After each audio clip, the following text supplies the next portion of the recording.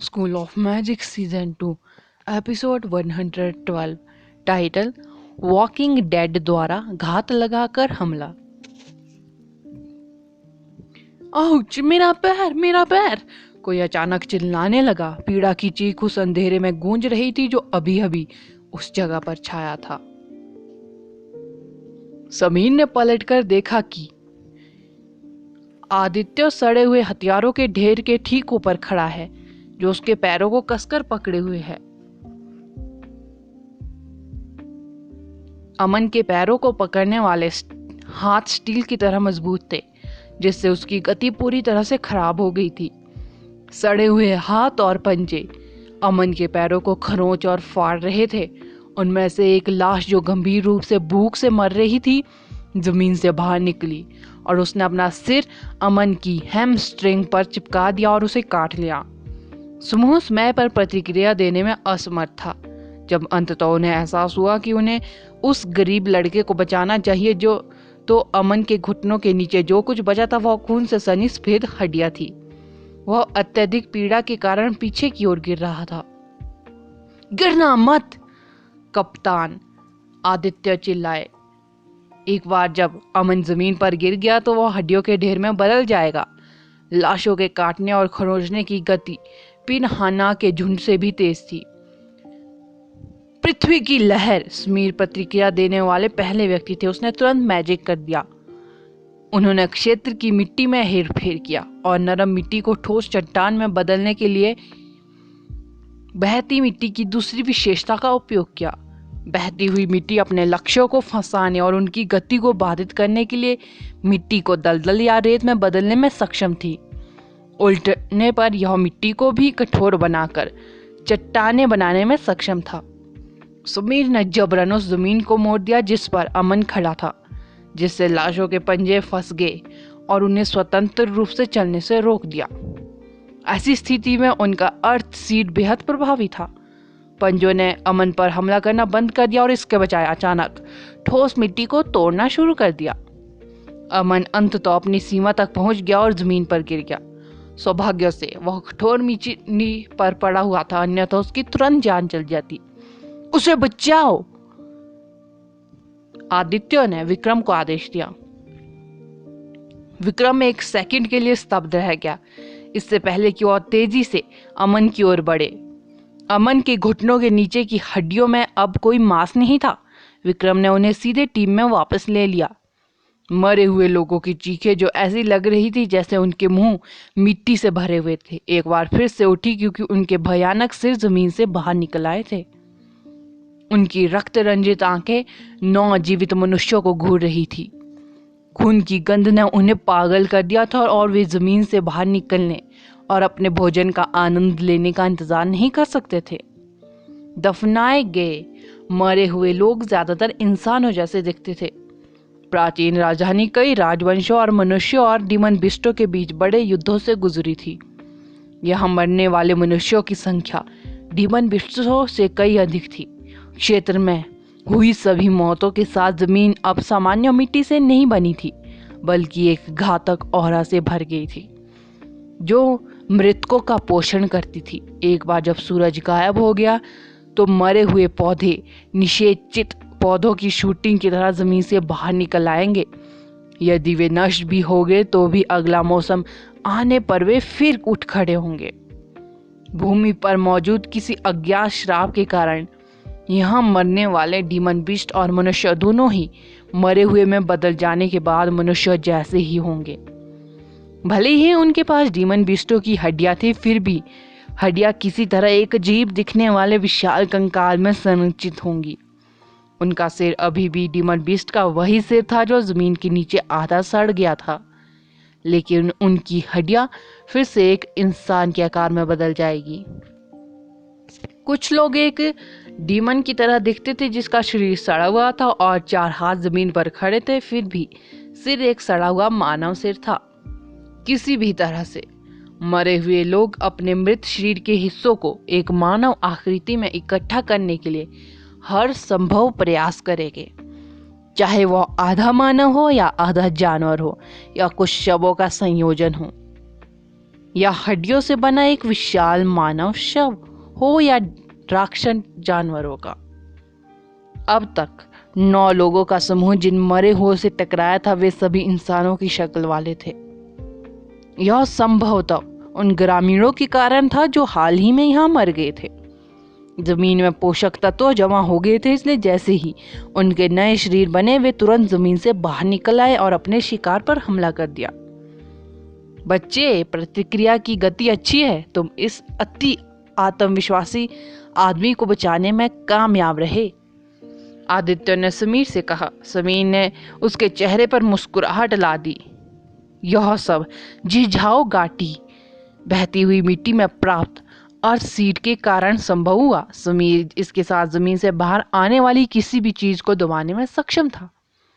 आइए आगे बढ़े। सनी बकरी गांव पहुंचने के बाद हम अधिक सुरक्षित हो जाएंगे। जगह पर पूरी तरह से अंधेरा होने से पहले ये चीजें सामने आकर हमें आश्चर्यचकित कर गई। शायद मौत की घनी औरा ने शेष सूर्य के प्रकाश को अवरुद्ध कर दिया है, महिला मैजिशियन अंकिता ने कहा। टीम के पास कोई हीलर मैजिशियन नहीं था, इसलिए अन्य लोग खून रोकने के लिए केवल उसके पैरों को लपेट सकते थे। पट्टियां। अमन का काफी मात्रा में खून बह गया था, इसलिए उसके घावों का जल्द से जल्द इलाज करना महत्वपूर्ण था। जो सीरम वे अपने साथ लाए थे वे उसे थोड़ी देर तक टिके रहने में मदद कर सकते थे। यदि उन्होंने समय निकाला तो न केवल अमन की अत्यधिक रक्त हानि के कारण मृत्यु हो जाएगी, बल्कि वह मरे हुए लोगों के जहर से भी मारा जाएगा। मैं रास्ता दिखाऊंगा। समीर ने बहादुरी से स्वेच्छा से काम किया। ठीक है, जब वे जमीन से बाहर आने की कोशिश करते हैं तो आपका सोल सीड उन्हें धीमा करने में सक्षम है। अरे बकवास, बहुत सारे हमारे और मरे हुए बढ़ रहे हैं। वे इतने सारे क्यों हैं? यहाँ तक कि किसी रेड जोन में भी इतनी संख्या में मरे नहीं होंगे जब रात आ ही गई हो। इस बात की पूरी संभावना है कि हाल ही में आसपास बहुत से लोग मर गए हैं। टीम को खुद को तैयार करने में कुछ समय लगा। हालांकि घात ने उन्हें आश्चर्यचकित कर दिया था, लेकिन हर कोई जल्दी से शांत हो गया और अपने पैरों के नीचे विभिन्न स्टार पैटर्न बनाना शुरू कर दिया। आइस, फायर, लाइटनिंग और विंड एलिमेंटों की ऊर्जाएं गंदे प्राणियों पर झपटी और उन्हें पूरी तरह से नष्ट कर दिया। खून का जंगल। महिला मैजिशियन अंकिता एक प्लांट मैजिशियन थी। जैसे ही आगे का रास्ता एक दर्जन चलती लाशों के झुंड द्वारा अवरुद्ध किया गया था, अंकिता ने उन्हें फंसाने के लिए तुरंत इंटरमीडिएट प्लांट्स पे डाला। खून के जंगल की शाखाएं तुरंत मरे हुए व्यक्ति के चारों ओर लिपट गई और एक मोटा पिंजरा बन गया। मरे हुए लोगों के पास सीमित स्तर की बुद्धि थी। उन्होंने बस जो कुछ भी उनके सामने आया उसे काटने की कोशिश की, जिसके परिणाम स्वरूप गेम प्लांट बनाम ज़ॉम्बीज के समान एक अजीब दृश्य सामने आया, जहां ज़ॉम्बी दीवार के नटों को काट रहे थे। फर्क सिर्फ इतना था कि ज़ॉम्बीज उतने खोए हुए और मनमोहक नहीं थे जितने गेम में थे। जंगली प्राणियों की शक्ल खैर भयानक थी। वे आसपास के किसी भी व्यक्ति को चबाकर उसकी हड्डियां काट देते थे, ऐसा कुछ जिसे अमन ने पहले ही खुद अनुभव कर लिया था। चलो, उन सभी को मारना असंभव है, अंकिता चिल्लाई जब उसने देखा कि टीम अभी भी प्राणियों को खत्म करने की कोशिश कर रही थी। टीम ने तुरंत अपने स्पिल वापस ले लिया और समीर के पीछे हो ली। जैसे ही समीर आगे बढ़े, जिस क्षेत्र पर वह चले वहां की मिट्टी तुरंत सख्त हो जाएगी, जिससे किसी को दोबारा मिट्टी में घसीटे जाने से रोका जा सकेगा। वह अभी भी गांव से 4 किलोमीटर दूर थे। यदि वे पूरी गति से चले तो उन्हें सुरक्षित स्थान में पहुंचने में सक्षम होना चाहिए। ग्रामीणों के पास मरे हुए लोगों के संपर्क से बचने के अपने तरीके थे। एक बार जब वे गांव में पहुंचे तो वे ग्राम प्राणियों से घिरे होने से बच सकेंगे। School of magic season 2 episode 113 title hatchet cops general magic vine and tangle. Ankita के हाथ फुर्तीले थे जब वह उन्हें इधर उधर घुमा रही थी। लचीली लताएं तुरंत उसके चारों ओर आ गई, जो मजबूत रस्सियों में बदल गई और उसके सामने विशाल प्राणियों के पैरों को उलझा दिया। वे गांव के आसपास कहीं नहीं थे और जॉम्बी उन्हें घेरने में कामयाब हो गए थे। अब 9 लोगों का दल अपने जीवन के लिए लड़ रहा था। जॉम्बीज का नेतृत्व करने वाला विशाल प्राणी का शरीर एक विशाल बैल के समान था। उसके शरीर का सड़ा हुआ मांस जमीन पर गिर रहा था, जिसमें से रेंगते कीड़े फूट रहे थे। प्लेग फैलाने वाले कीड़े रेंग कर सैनिकों की ओर आने लगे। जादुई लताओं ने प्राणी के पैरों को फंसा लिया था, लेकिन उसकी कुल्हाड़ी जैसी भुजाओं ने बेतहाशा काट डाला। प्रभाव से जमीन लगभग टूट गई। सैनिकों की सुरक्षा के लिए उनके चारों ओर एक चाप में ब्राउन रॉक बैरियर स्थापित किए गए थे, लेकिन स्थिति अनुकूल नहीं दिख रही थी। बहुत से मरे हुए लोग दूसरी तरफ अपनी शिकार तक पहुंचने के लिए बैरियर तोड़ रहे थे। उनके तेज पंजे पत्थर को ऐसे काटने में सक्षम थे जैसे वे मिट्टी हो। वे रॉक बैरियर को लगभग तोड़ चुके थे। सड़ती हुई लाशों को दर्द का कोई एहसास नहीं था। कुछ ने तो अपनी खोपड़ी को रॉक बैरियर में पटक दिया, जिसके परिणाम स्वरूप उनके सिर अलग हो गए और उनका दिमाग हर जगह बिखर गया। हालांकि उनके पंजे पत्थर को खोदते रहे। समीर का माथा पसीने से लथपथ था। उसने पहले कई तरह के डीमन बिस्टों का सामना किया था, जंगली, चालाक और ठंडे खून वाले, लेकिन यह उसका पहली बार था जब इन चलती लाशों जैसी पागल भीड़ का सामना करना पड़ा। लाशों में ना दर्द का एहसास था, ना होश, ना डर। वे बस आसपास मौजूद किसी भी जीवित चीज का पीछा कर रहे थे और उसे तोड़ फोड़ रहे थे। उनकी एकमात्र कमजोरी सूरज की रोशनी थी, लेकिन कुछ ही देर पहले दिन में अंधेरा छा गया था। सूरज की रोशनी आते आते उनका समूह और भी अधिक संख्या में बदल चुका होता।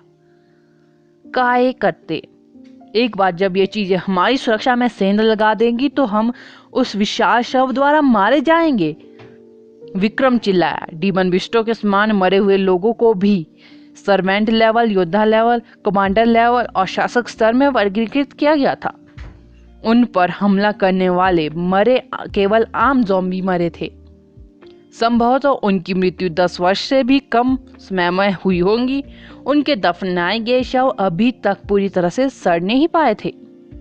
ज़ॉम्बीज अंडर डेड की रैंक सबसे निचली सर्वेंट लेवल थी, फिर भी उनकी संख्या बहुत ज्यादा अधिक थी। वे हमेशा अपने शिकार पर समूहों में हमला करते थे, इसलिए जंगल में उनसे टकराना बेहद खतरनाक था।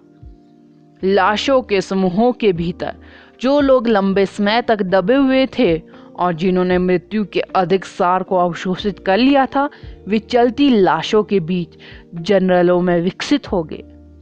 मजबूत बैल के शरीर, छोटे सिर और कुल्हाड़ी जैसे अंगों वाला विशाल प्राणी एक कुख्यात कॉपर्स जनरल जानवर बीस था। इसे योद्धा स्तर के प्राणी के रूप में वर्गीकृत किया गया था। फिर भी यह निश्चित रूप से एक सामान्य योद्धा स्तर के डीमन बीस्ट से काफी अधिक मजबूत था। आमतौर पर डीमन बीस्टों को नुकसान पहुंचाना संभव था जब उनके पैरों पर हमला किया जाता था, तो इसका असर उनकी गति और चाल पर पड़ता था।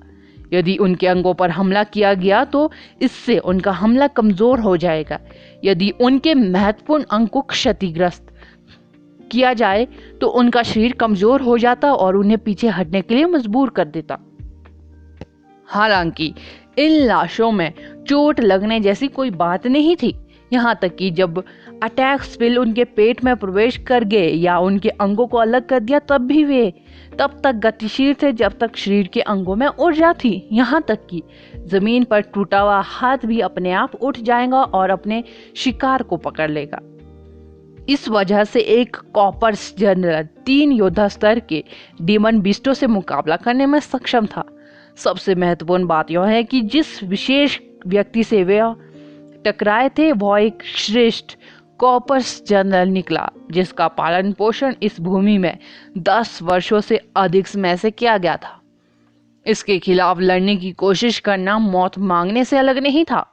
भले ही वे एक साथ मिलकर कॉपर्स जनरल को मारने में कामयाब रहे, फिर भी उनके आसपास मौजूद सैकड़ों लाशों की भीड़ उन्हें काट कर मार डालेगी। उनके पास भागने के अलावा कोई विकल्प नहीं था। सनी बकरी गांव तक पहुंचने में 1 किलोमीटर से थोड़ा अधिक समय बाकी था। एक बार जब वे अपने सामने छोटी पहाड़ी को पार कर गए तो वे गांव के चारों ओर लकड़ी की बाट देख पाए। उन्हें इन गंदे प्राणियों से बचना था। डूबो कमीनो, बहती हुई मिट्टी, अर्थ लेयर। सुमीर के हाथ भूरे रंग के हो गए और जाको जमीन पर पटकने से पहले उसने कुछ अर्थ स्पिलों को एक दूसरे के ऊपर रखकर काफी समय तक मैजिक को प्रसारित किया। उनमें से 9 सभी एक ही क्षेत्र में थे। जमीन के अलावा हर जगह जिस पर वे खड़े थे अचानक कीचड़ युक्त हो गया। वे आसानी से बता सकते थे कि नरम मिट्टी कीचड़ में बदल गई है और कुछ का आकार भंवर जैसा भी हो गया है। मिट्टी पर खड़ी कोई भी चीज स्वाभाविक रूप से डूब जाएगी और घूमने और डूबने की गति के साथ यह रेत के समान थी। बड़ी संख्या में ज़ॉम्बीज अब जमीन में आधे धंसे हुए थे। जब समीर प्राचीन राजधानी पहुंचे तो उन्होंने बर्निंग वैली में मिले हीरे को तुरंत बेच दिया और अपने लिए एक अर्थ एलिमेंट मैजिक टूल खरीदा था। इसने उसे अपने बेसिक अर्थ स्पेल को जारी करने से पहले एक निश्चित सीमा तक जमा करने की अनुमति दी, जिससे अर्थ वेव का प्रभाव कई गुना बढ़ जाएगा। हालांकि इसे प्रसारित करने में अधिक समय लगेगा। यह एक ही मैजिक को कई बार करने की तुलना में अधिक प्रभावी था। अर्थ सीड प्रवाहित मिट्टी के साथ डाली गई अर्थ तरंग का परिणाम चौंकाने वाला था। जैसे ही बहुत सारे ज़ॉम्बीज कीचड़ में डूब गए, समीर ने उन्हें तुरंत वापस आने से रोकने के लिए जमीन को सख्त कर दिया। अंत में लाशें जमीन में फंस गई और उनका आधा शरीर सतह पर और आधा नीचे था। वे ना तो सतह पर उठ सकते थे और न ही जमीन में धंस सकते थे। समूह बहुत खुश हुआ। जैसे ही वे कुछ तारीफ करने वाले थे, अंकिता चिल्लाई, भागो जल्दी। कॉपर जनरल पहले ही रक्षा की आखिरी पंक्ति को फोड़ चुका था। अपने विशाल आकार के कारण बहती हुई मिट्टी के सीट से उत्पन्न गंदगी मुश्किल से उसके टखनों तक ढक पाती थी। यहाँ तक कि जब मिट्टी कंक्रीट जितनी कठोर हो गई तब भी वह उसकी गति में बाधा डालने के लिए पर्याप्त नहीं थी। जैसे ही उसकी कुल्हाड़ी बेतहाशा घूमी, खून बिखर गया। अफरा तफरी के बीच कौन घायल हुआ यह बताना असंभव था। वे केवल पहाड़ी से नीचे भागने का मौका ही पकड़ पाए। हैचेट कॉपर्स जनरल की उग्र दहाड़ उनके पीछे उठी। सैनिकों को अपनी रीढ़ की हड्डी में ठंडक महसूस हुई क्योंकि उन्हें ठंड का झोंका अपने पेट पर महसूस हुआ। हालांकि किसी ने पीछे मुड़ने की हिम्मत नहीं की।